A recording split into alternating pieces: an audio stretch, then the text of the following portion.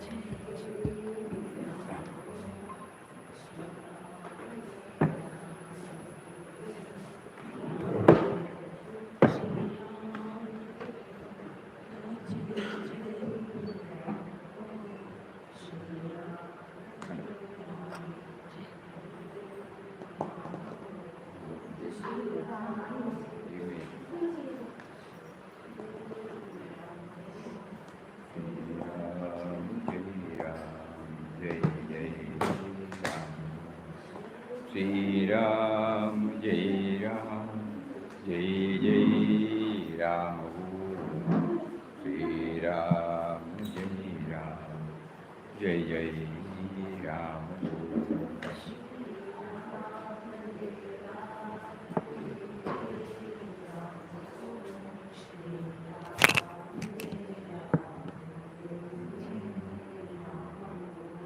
Shri Ram, Jai Ram, Jai Jai Ram.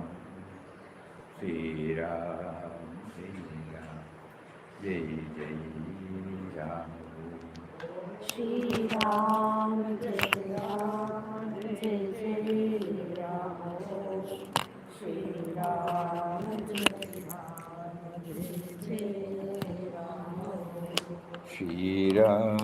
Jai Ram, Jai Jai Ram. Shri Ram, Jai Ram, Jai Jai Ram. Om. Shri Ram, Jai Ram, Jai Jai Ram. Om.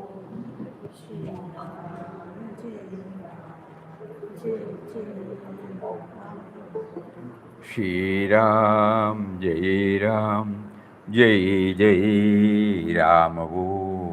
Shri Ram, Jai Ram, Shri Ram, Jai Ram, Jai Jai Ram. Om.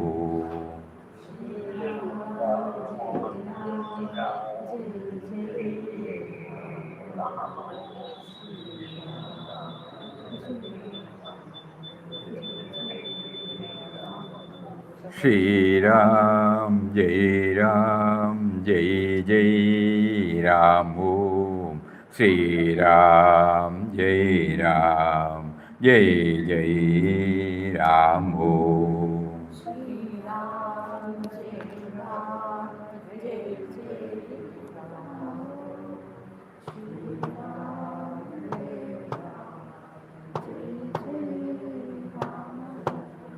Shri Ram, Jai Ram, Jai Jai Ram. Shri Ram, Jai Ram, Jai Jai Ram.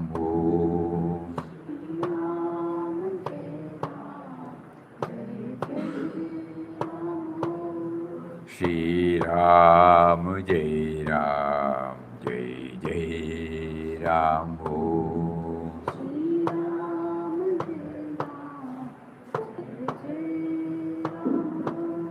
Shri Ram, Jai Ram, Jai Jai Ram. Om. Shri Ram, Jai Ram, Jai Jai Ram. Om.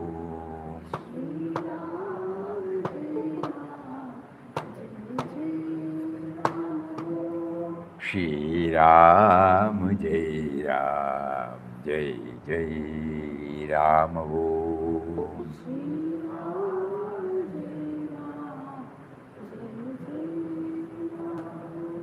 Shri Ram, Jai Ram, Jai Jai Ram.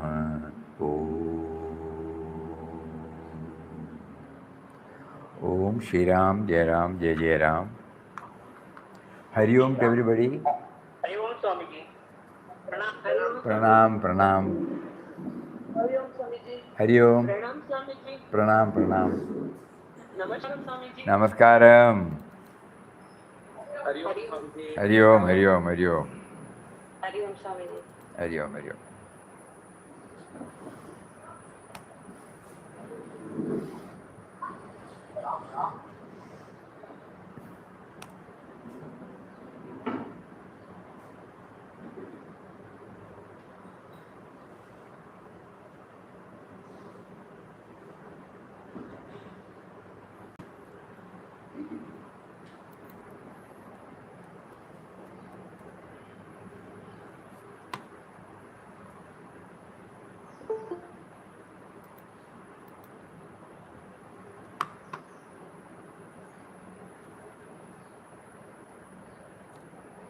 As usual, we thought we would share something about an email which we received from one of you that was about Mahatmaji. On 2nd October, we all intensely remember his inspiring life and mission. On third, we thought we would share, but somehow something got preoccupied. But today, when we received that email, again we were reminded. And just before coming here, we were sharing some thoughts. It so happened that God wanted us to dwell on Mahatmaji's life.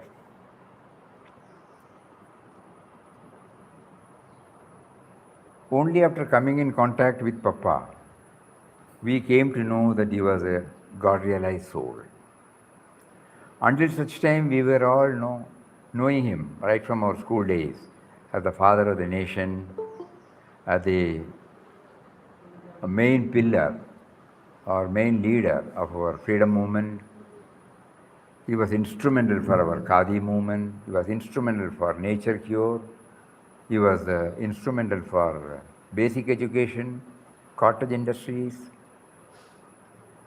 Like that, so many activities. But we never knew that he was essentially a man of God. Only after coming in contact with Papa's teachings, we came to know, because in the first book you will find, he has mentioned about three who were in body: Jesus, Lord Buddha, and Mahatma Gandhi of our own times. Then later on, he has also, Papa has also expressed so many things about Mahatmaji. So first we will read one article of Mahatmaji, article about Mahatmaji by Papa.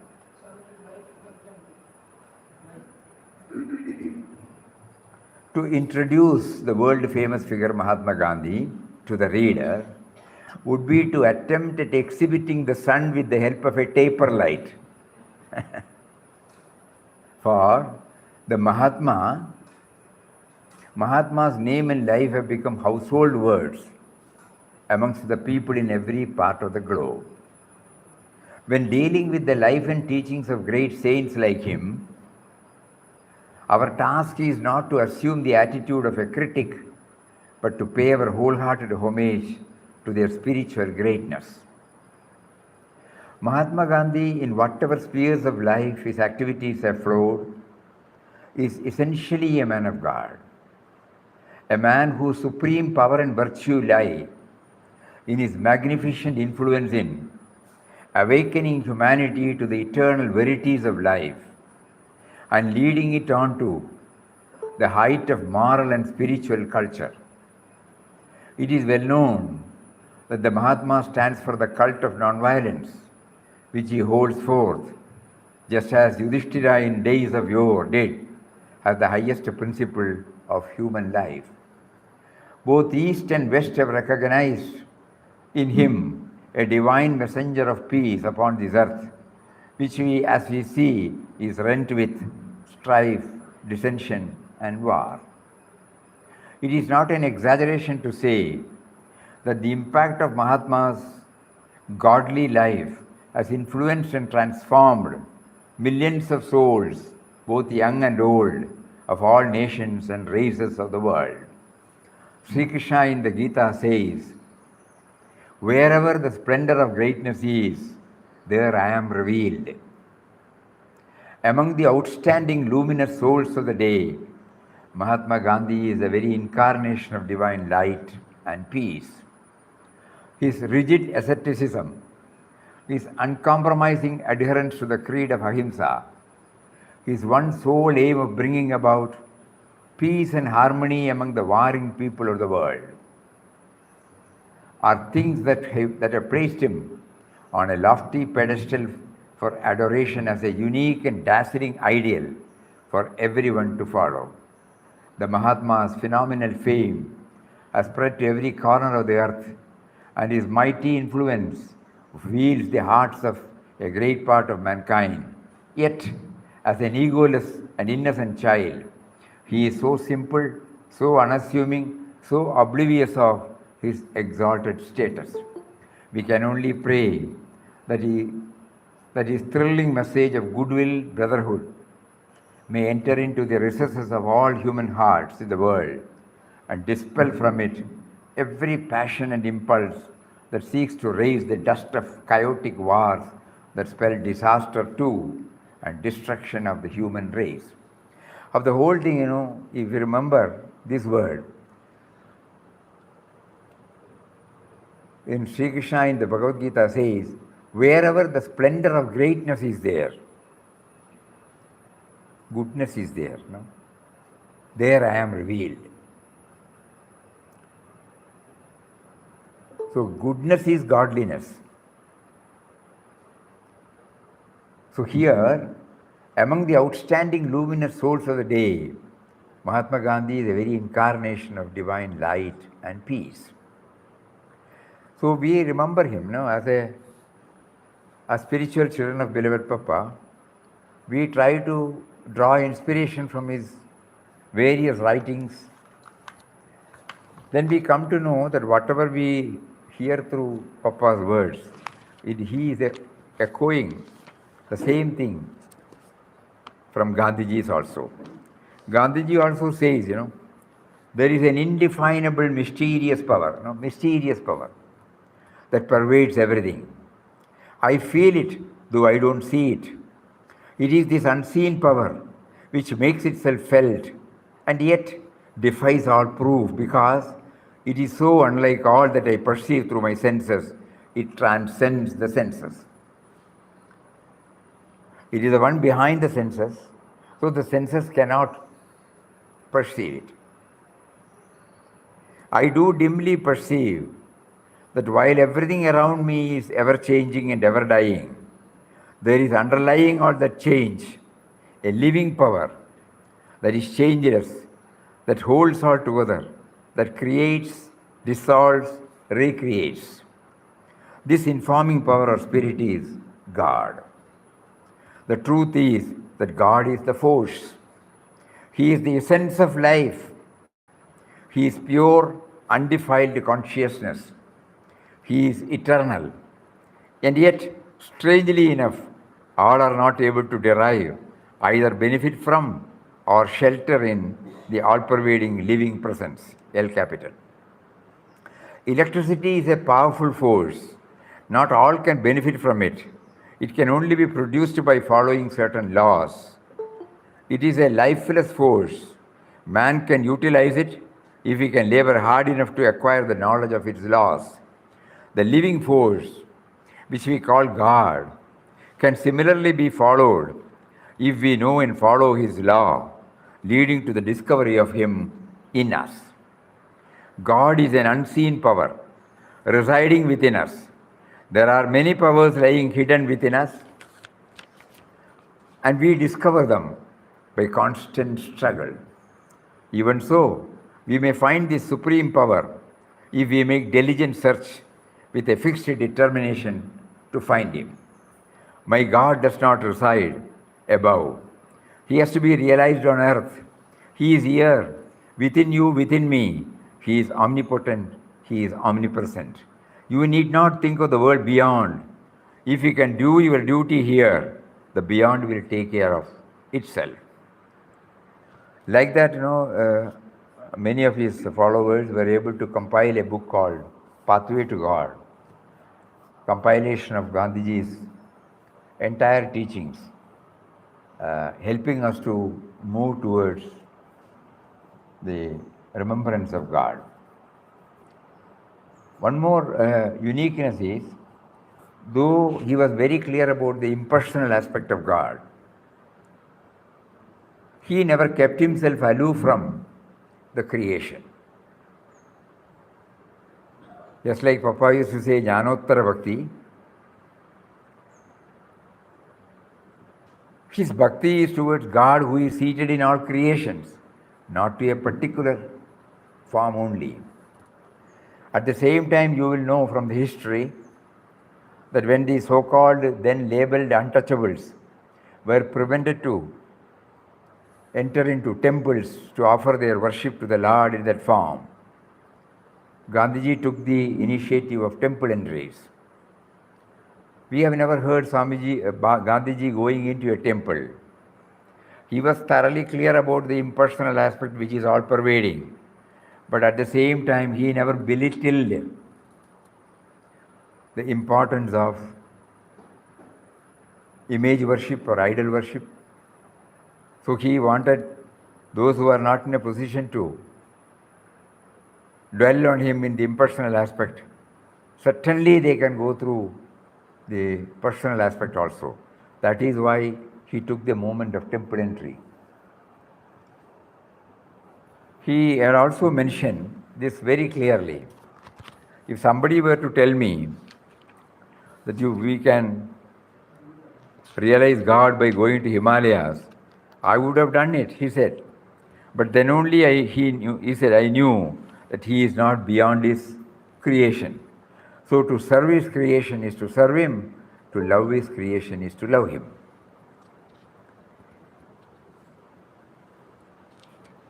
He says, whatever I do is all aimed at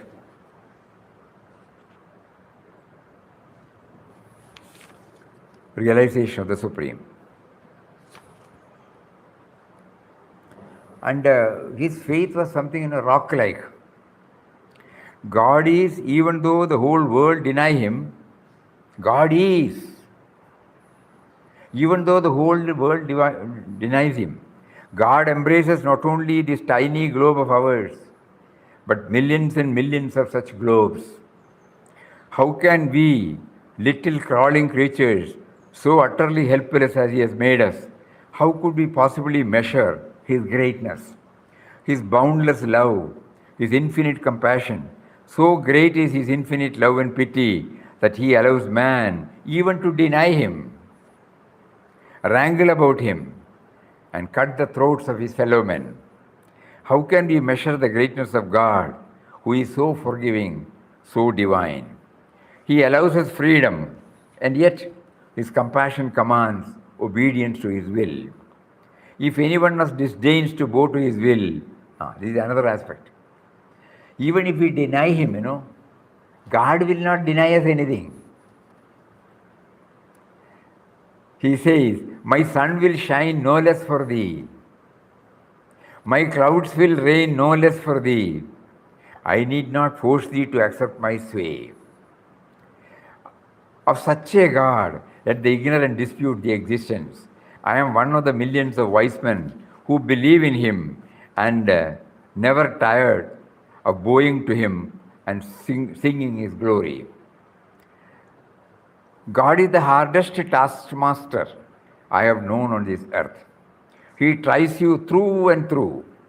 And when you find your faith is failing, or your body is failing you, and you are sinking, he comes to your assistance and somehow or other proves to you that you must not lose your faith and that he is always at your beck and call, but on his terms. So I have found, I cannot recall a single instance when, at the 11th hour, he has forsaken me.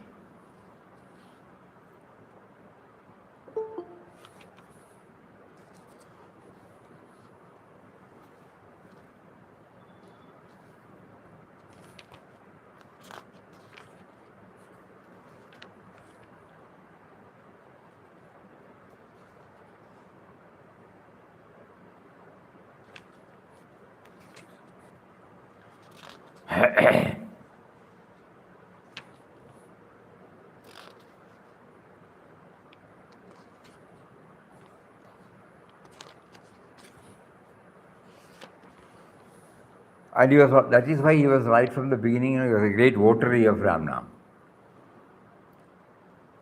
When he was a child, when on those days,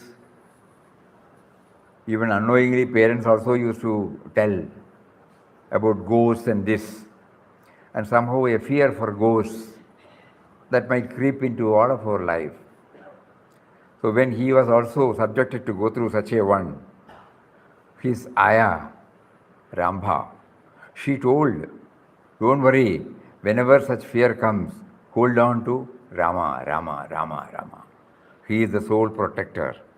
Within ourselves, he is there and he will protect us. From that day onwards, he was relying on Ramnam. And his Ram also stood for the impersonal truth. Though later on, when he was in his prayer meetings, he used to have Raghupati Raghava Rajaram Patita Pavana Sitaram. So then somebody asked him, you always, he said, yes, it is the impersonal aspect is also there in the personal aspect. But at the same time, when we develop our bhakti, devotion towards a deity, we should be careful that the deity, we should know that we have to keep on reminding that the deity is in the hearts of all, not to a particular place and not to a particular form. That means through the name, through the form, he wants us to transcend the name and form. So he was holding on to Ramnam always, and his faith in Ramnam is something like which we cannot even imagine. Forget about practicing it. We cannot imagine. He says,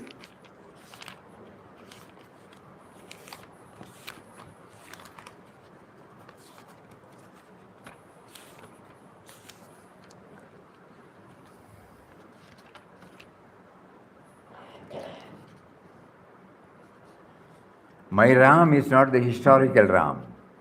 He is the eternal, the unborn, the one without a second. Him alone I worship. I have said that to take Ramnam from the heart means deriving help from the incomparable power. The atom bomb is nothing compared with it. This power is capable of removing all pain. There is no doubt whatsoever that Ramnam contains all the power that is attributed to it. No one can, by mere wishing, enshrine Ramnam in his heart. Untiring effort is required as also patience. What an amount of labor and patience have been lavished by men to acquire non-existent philosopher's stone. Surely God's name is of infinitely richer value. And he concludes, with my hand on my breast, I can say that not a minute in my life am I forgetful of God. We all know that even when the bullet pierced his heart, he only said, O Ram. No? A devotee of Rama may be said to be the same as the steadfast one, Sthita Prajna of the Gita. He will live in the consciousness of the soul and look to the care first and last of the indweller. Such a man will take God's name with every breath. What is the mark of man who has Rama enshrined in the heart? These are all something for us to remember. Na? Such a man will take God's name with every breath. His Rama will be awake even while the body is asleep. Rama will always be with him in whatever he does. The real death for such a devoted man will be loss of the sacred companionship. When as a child my nurse taught me to repeat Ramnam whenever I felt afraid or miserable, and it has been my second nature with me. With growing knowledge and advancing years, I may even say that the word is in my heart, if not actually on my lips, all the 24 hours. It has been my savior, and I am ever stayed on it. Though my reason and heart long ago realized the highest attribute and name of God as truth, I recognize truth by the name of Rama. In the darkest hour of my trial, that one name has saved me and is still saving me. Rama is the strength of the weak. This strength is not to be obtained by taking up arms or similar means. It is to be had by throwing oneself on his name. Rama is but a synonym of God. You may say God or whatever other name you like, but the moment you trust not but him, you are strong. All disappointment disappears. Ramnam is an alchemy such as one can transform the body. The conservation of the vital energy has been likened to accumulated wealth, but it is in the power of Ramnam alone to make it a running stream of ever-increasing spiritual strength, ultimately making a fall impossible. Just as the body cannot exist without blood, So the soul needs the matchless and pure strength of faith. This strength can renovate the weakness of all man's physical organs. That is why it is said that when Ramnam is enshrined in the heart, it means the rebirth of a man. This law applies to the young, the old, the man, the woman alike.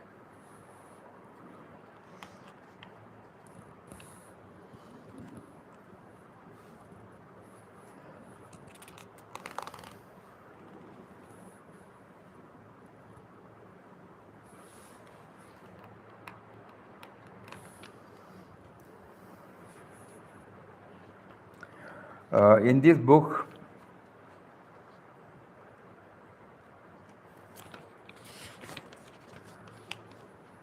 the compiler has been kind enough to categorize it, no? Gandhian literature means it runs in so many books and pages. Gandhiji, beloved Papa was a great admirer of Gandhiji, and he used to read regularly Harijan and Young and Ethical Religion book. And he quotes freely many from Gandhiji's. So here, this book, just for your information, he has categorized it as intellectual sadhana, moral sadhana, spiritual sadhana, and some aspects of experience. Here, God is one without a second. He is omnipresent, omnipotent, like that, God. Then, spark of divinity. Man is the image of God. Life is a mere bubble. And third one, the world is one body. Universe, a family of nations. What is truth? Truth is the source of character. Love, that is ahimsa. Love unites. Love is life. Self-restrained. He gives a lot of importance for control of the mind, control of the palate. We were just sharing to some friends. If one has to join Gandhiji's ashram, he has to take to 11 vratas. It's a must, Ekadasha vratas. Satyam, ahimsa, brahmacharyam, asteyam, aparigraham, aswad, control of the palate. Sharirashramam, nirbhayatvam, fearlessness. And then Swadeshi on those days. Then equal respect for all dharmas, sarva dharma samabhavana. Like that, there are 11 vratas one has to observe. He was very strict about it. And as far as possible, as far as Allah, 100%, one should not trouble others. When we go through the 12th chapter, where the Lord defines who is my dearest devotee, in one of the slokas he says, Anapeksha shuchihi dakshaha, udasino gatavyata sarvaramba parityagi yomat bhakta samepriya. Anapeksha. And he will not compromise on this, That means we should not depend upon others for anything, unless you are sick or something. He was very strict. One incident comes that whoever is in the ashram, whenever they go out and come back, okay, they have to wash their own clothes. So one day, Devadas Gandhi, the youngest one, came after a tour. It was night.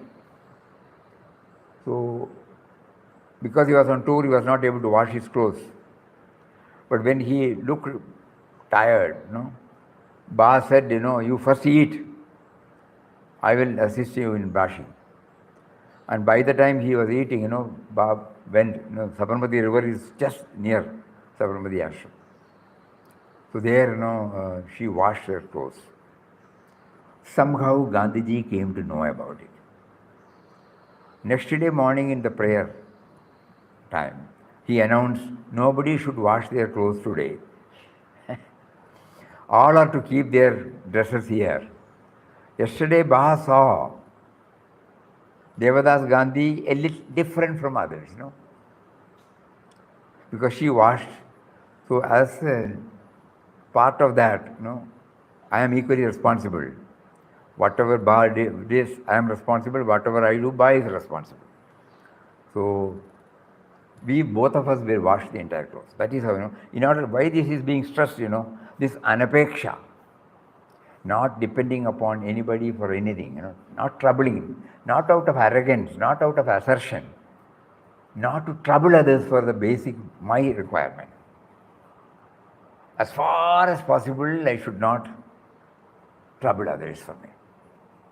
Like that, the philosophy he practiced was practical.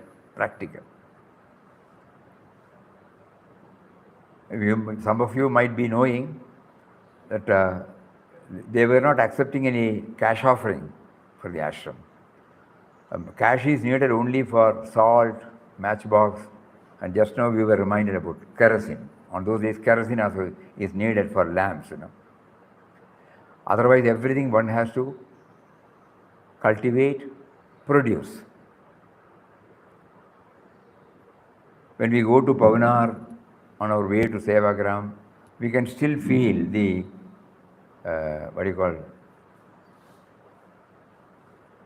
oil extracting, small equipments. You can have the flavor of till oil, coconut oil, mustard oil, everything. So he was also encouraging cottage industry. Everything should be done by them, Probably on those days there was no expeller. So it was done with the help of bullocks. Field is there they grow rice and other pulses. Water is drawn from the well. So a very simple life.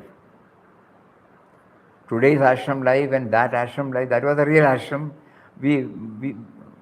We cannot imagine that, Cleaning, everything has to be done by oneself. Because that was the sadhana prescribed. Individual sadhana will help us to go deeper and deeper. That is why he was very particular about this Ekadasha Vrata. We were just narrating when Sevagram was there, they were not to accept any cash offering. So you might have heard, many of you might have heard about Sri Gopinathan Nair, revered Gopinathan Nair, who recently passed away. He was in his late 90s, who had the privilege of witnessing Gandhiji at Calcutta when he took the last vow to bring harmony among the warring Muslim-Hindu riots. Then there he, by his fast, by his spiritual influence, he was able to motivate all people to come there and place the, the dagger, this and that, whatever weapons they used to kill each other. So he was telling us, he was one among the 5 lakhs people on those days. And this Gopinathan Nair Sahib, he was the president of Sevagram Ashram for nearly more than 16, 17 years. So he was giving us this, whenever he comes to ashram, we used to request him to share. Well studied, not only Gandhian thoughts, he is up to date with everything, Upanishads, Srimad Bhagavad Gita, but the interpretation will be slightly different from the traditional interpretation. It will be linked to the practical life. So once he said, when Manmohan Singh became the Prime Minister of India and when he had been to Sevagram, seeing the pitiable condition, he thought, they can renovate or do whatever they like. So he sumo to sanctioned 5 crore grant. When the check or draft was received by the then president, it was a shock to them. They have not so far accepted anything. So what to do now? It was sent by the Prime Minister of India, that too unasked, that too a figure of 5 crores. So he immediately convened a meeting of all Gandhians, previous presidents, and placed before them. So Gopinathan Nair said there was a brainstorming session because the new generation is also there. Their interpretation will be slightly different, though they are basically honest, sincere, selfless, noble people. But their interpretation will be something different. So finally, what prevailed was to go back to the dictum of Vinobaji at the time of starting Sevagram. Many of you might know or might not know that when Gandhiji decided to have Sevagram Ashram, he entrusted the job to Vinobaji to set up everything and also the code of conduct. So Vinobaji at that time made it very clear that no cash offering, because now today we start accepting the cash. We all know in the ashram now, Previously, whatever is received, it was spent. There was no statute. There was no need for accounts.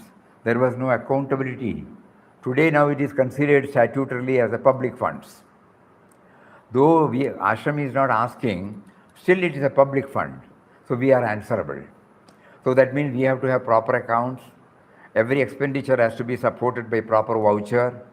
Every receipt has to be properly accounted with the details of the donor. And then every year we have to file the return. There will be scrutiny of accounts. All our accounts should be audited. All these things are there. And there will be bank account. There will be operations. With all these, what is getting diluted unknowingly?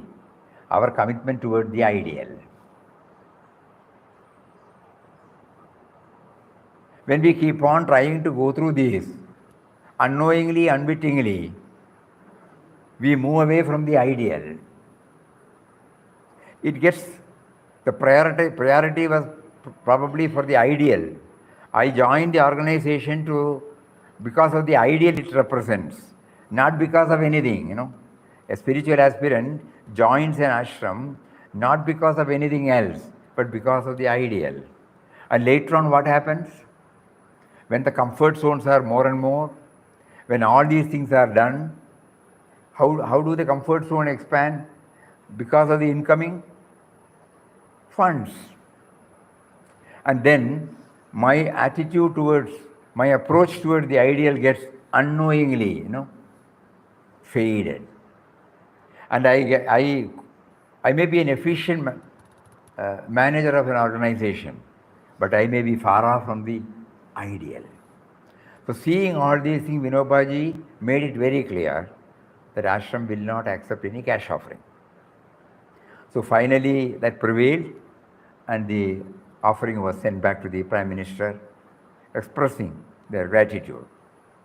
And then Gopinathan Nair said, suppose we accept 5 crores today. Gandhiji's ashram, nowadays anybody would do that. Anybody would like to know what is done by Gandhiji's ashram. And so they will keep on donating, and it has to be deposited in a bank. Then the interest, when the interest rate goes, you get grumbling and complain. Previously we were getting 8%, 9%. Now we are only getting 5%, 6%. See, this whole thing has gone. And today you get 5 crores. Somebody comes tomorrow to give you another 1 crore or 50 lakhs or 5 lakhs.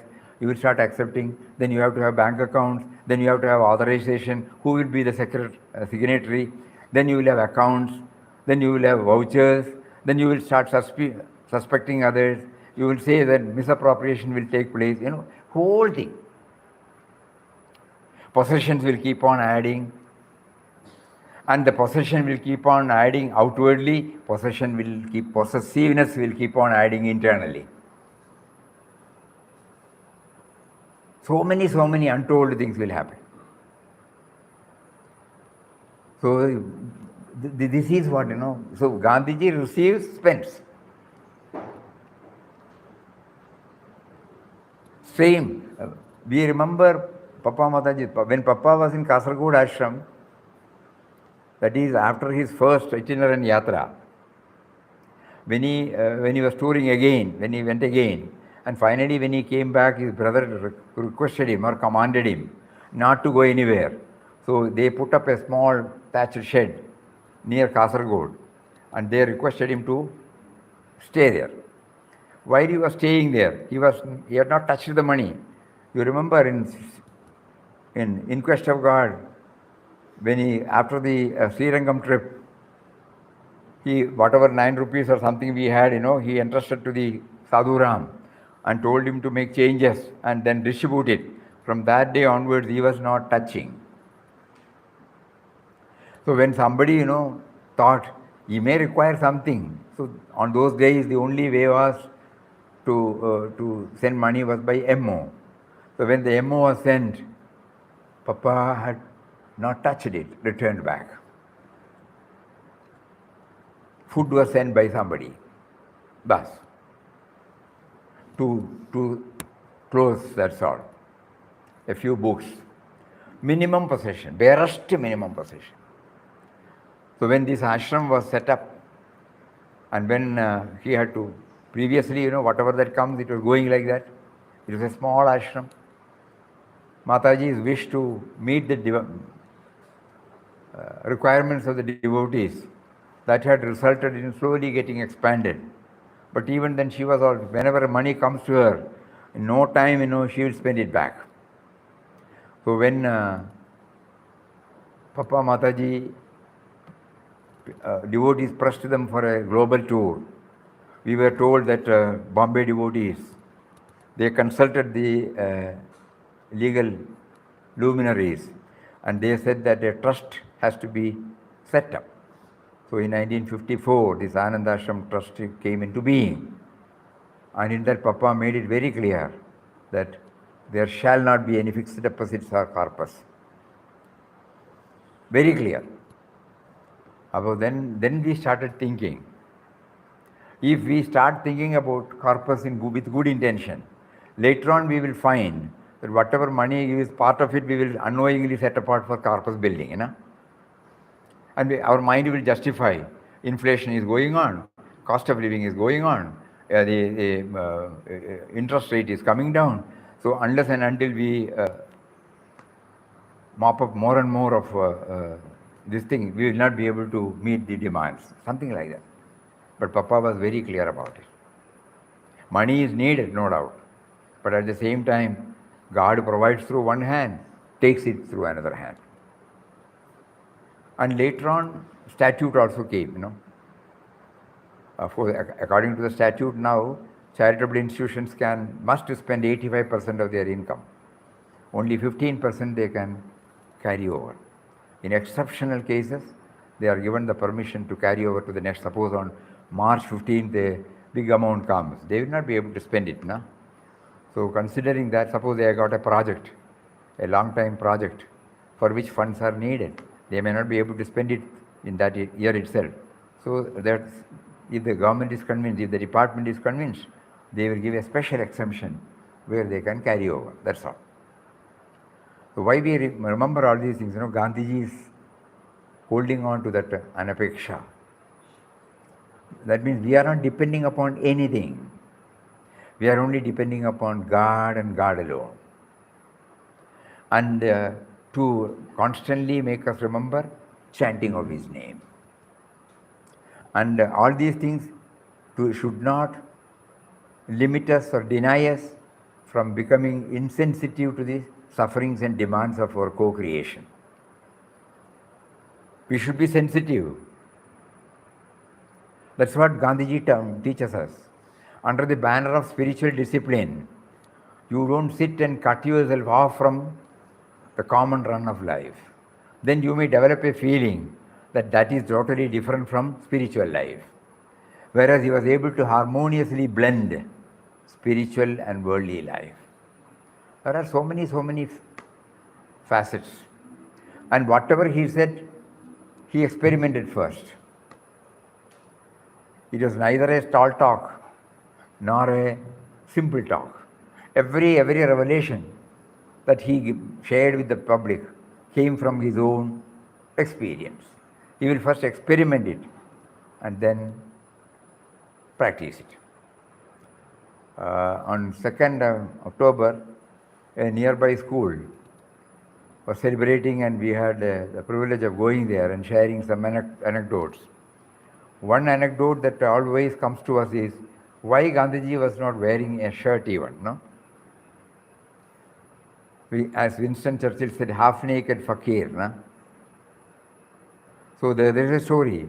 When he was touring Tamil Nadu, on that particular day, he then almost all audience, excepting the ladies, gents, they were not having even the upper cloth. They were all having only one cloth. Then when asked, they said they cannot afford to have.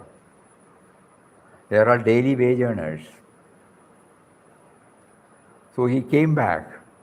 He removed the shirt. Mahadev Desai, his private secretary, he came and said, Bapuji, can we go to the next program? Yes, I am. Then get ready. Yes, I am ready. No, you've not done this. You have to put on your shirt. No shirt.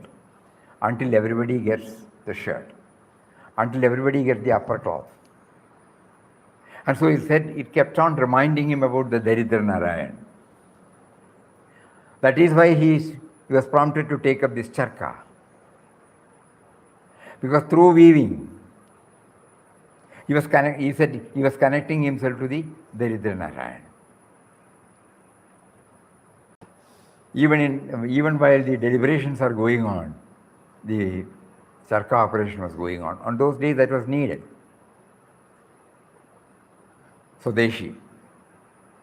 So what we are trying to understand, it is practical. No? It is not a philosophy, it was not a tall talk. At the same time, only after implementing it, he said. Once he was moving from one place to another, when we say nirbhayatvam, big estates, tea estates, rubber estates, indigo, plantation, everything was held by Britishers only. So in one tea estate, the report came that the plight of the laborers were miserable. 7 or 7:30, they have to go to the roll call, work throughout the day, and they were all housed in a hall. No privacy for for families even. So ultimately, these news, they reached Gandhiji. So Gandhiji decided to go there and study the problem and try to see what can be done. At that time, when the estate owner came to know that Gandhiji was likely to visit, he said, the moment he lands, I will shoot him. And it was made public. So when Gandhiji decided to go, the farmers and the local people were very much frightened about this. And so they rushed to the nearest railway station. And before allowing Gandhiji to get down, they said, you may please move, because that man will do what he says. What did he say? So they said, Gandhiji will be shot. Gandhiji said, don't worry, God is great. So he got down. He was housed where they had originally planned. And at the dead of night, 12 o'clock, when he ensured that all have gone to deep sleep, he alone, before that he has found out where the Britisher, the owner, stays. He went there by walk and reached there at the dead of the night, knocked at the door. At this hour, who is to come? So the owner himself came and opened. Then he saw Gandhiji. Then he said, I am told that you wanted to shoot me. I am available now. If that can solve the problem, very nice. Nobody will see it. That particular aspect, the approach, without criticizing, grumbling, complaining, finding fault, when he offered himself to him, that instantly he was transformed. He took Gandhiji inside, made him to sit, heard what all Gandhiji had to say, and promised him that he would not repeat all those things again. The condition of the workers will be definitely provided with more and more facilities. He will not do that. He became a great admirer of Gandhiji. So when he said Nirbhayatvam, he had experimented upon himself, and then only he preached everything. Whatever he thought, he talked. Whatever he talked, he practiced. Because, to him, truth was God. So truth means, thought, word and deed. It should be there throughout. Not talking something, not thinking something, and talking something, and doing something. He through his very life, there have been many anecdotes through which he has conveyed to us the sublime, profound ideas, not as a philosophy, but as an experiential revelations. Papa had written so many articles about Gandhiji.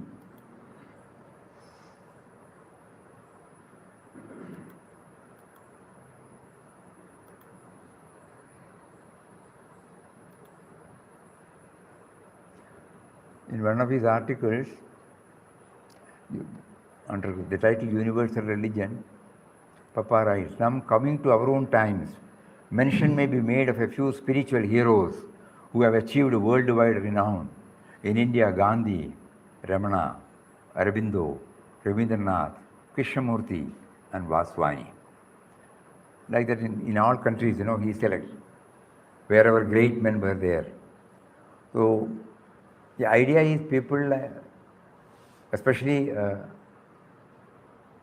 as spiritual children of Papa, we keep on reminding ourselves about the inspiring life and mission all these great men placed before us. Because we are every day, day to day, dealing with the world outside. Our mind will keep on interpreting about the various ups and downs, which we have named it as ups and downs. We get elated when there is up. We get depressed when there is down. So our attitude towards God, our attitude towards God in forms, and it all subject to changes. We will always forget that it is the play of Him. So in order that we always get riveted to His thought, we have been asked to go through the biographical sketches of the great masters, to remember them at least on certain occasions, so that will go slowly, percolate into our thoughts. Somewhere in the corner of our mind it will be there. So in times of need, though we may commit mistake, though we may forget, at least we will be made aware that we should not have done, we should not have thought like that, we should not have thought in terms of me and mine. It should have been me to we, not me to me.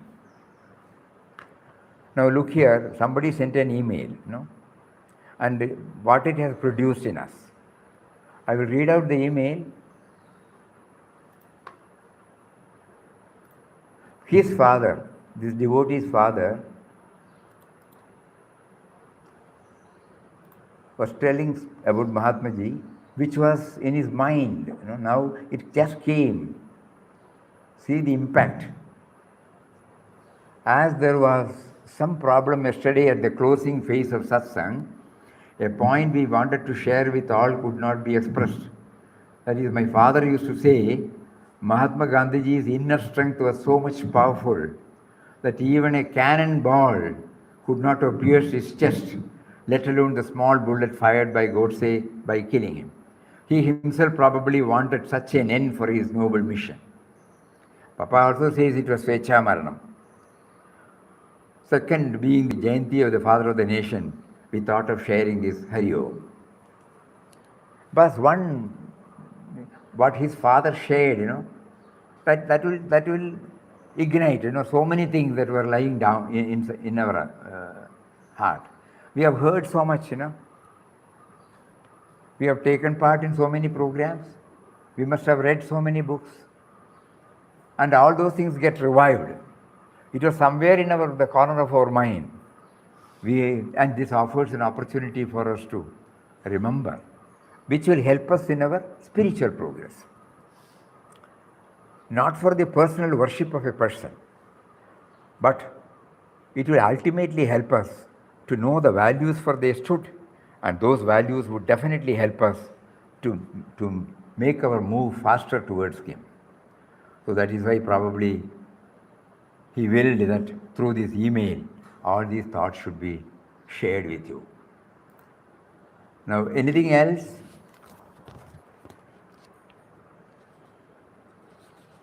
Swamiji, when we are at times, we say Hari Om Narayana. But how about, Swamiji is Daritra Narayana? The Daritra Narayana means, all are His creation. We see when somebody is suffering, He named the untouchables as Harijan. Hari means God, Hari stands for. So like that, we only say poor people. Nowadays say the backward. No. There is not backward.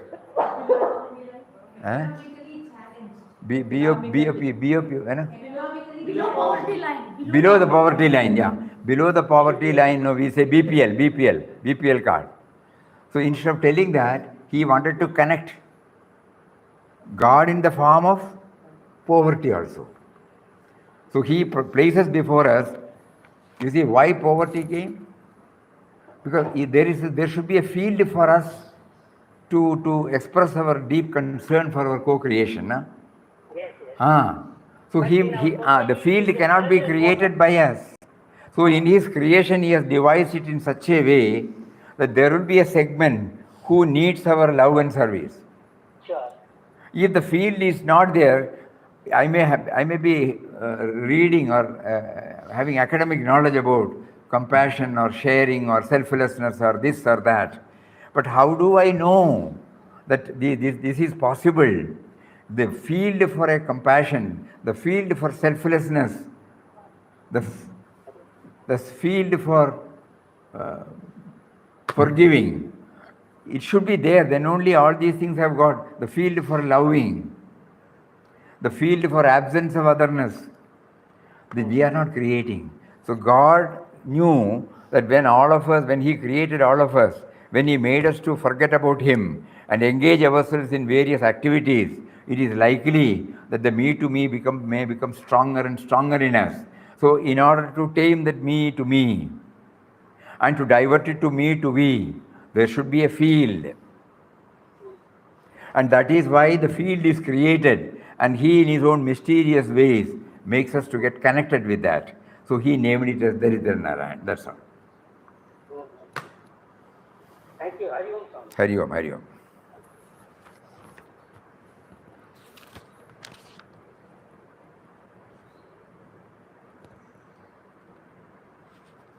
He says, a life of service must be one of humility. He who could sacrifice his life for others has hardly time to reserve for himself a place in the sun. Inertia must not be mistaken for humility, as it has been in Hinduism. True humility means most tremendous and constant endeavor, entirely directed toward the service of humanity.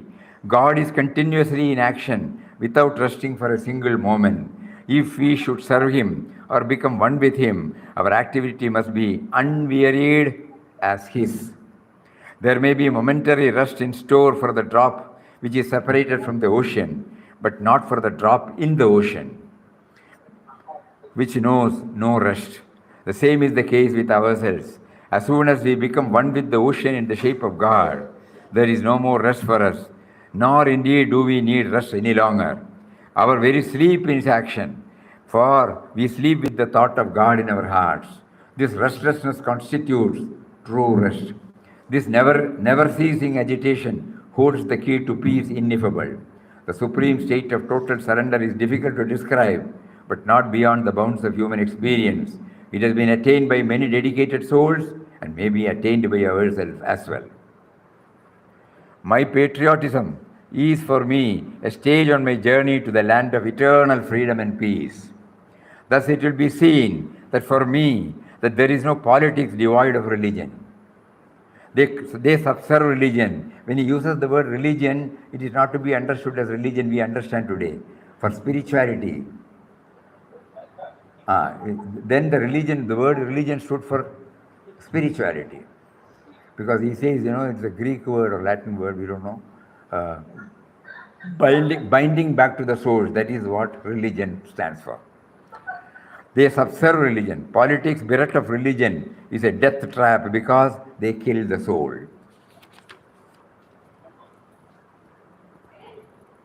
I am here to serve no one else but myself, to find my own self-realization through the service of this village folk.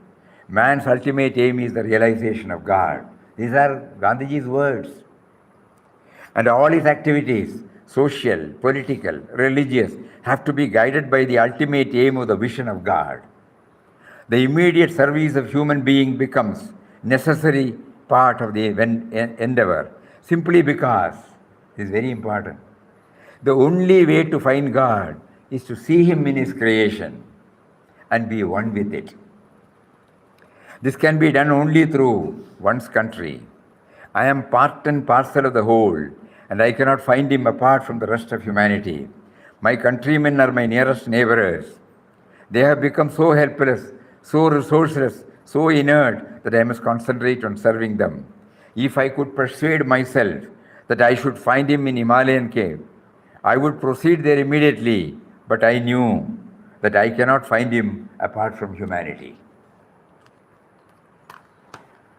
So at the time when we remember about Gandhiji as Pipa's spiritual children, we all remember practical spirituality, practical way of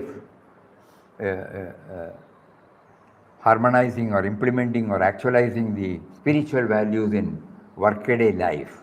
That is what Gandhiji placed before us. So we are all deeply grateful to Papa for having touched and kindled on this great Mahatma by connecting us to a simple worded email from a devotee. The tremendous impact, you see.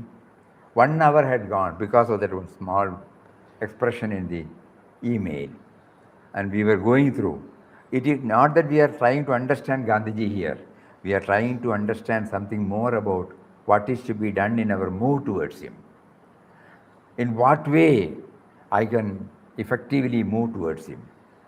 On that aspect, Gandhiji's words have been very inspiring, very assuring. So we are deeply, deeply, deeply grateful to Papa for having prompted us to do so. Hari Om. Om Shri Ram, Jai Ram, Jai Jai Ram. Om Shri Ram, Jai Ram, Jai Jai Ram. Om.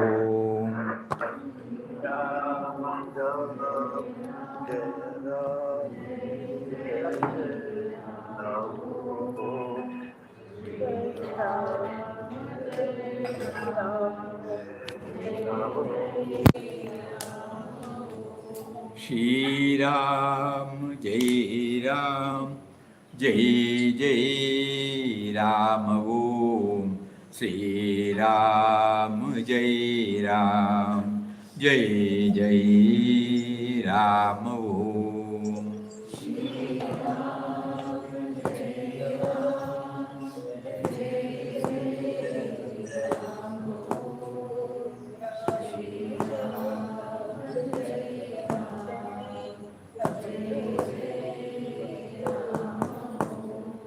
Shri Ram, Jai Ram, Jai Jai Ram. Om.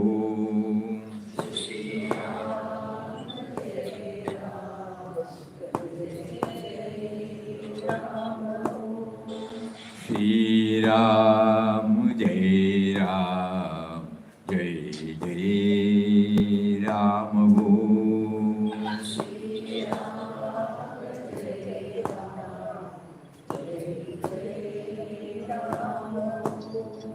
Shri Ram, Jai Ram, Jai Jai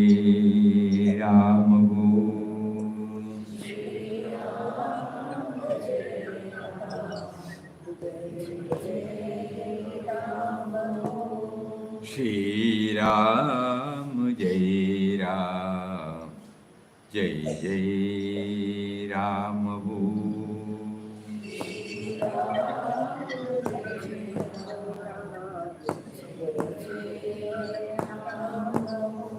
Shri Ram, Jai Ram, Jai Jai Ram.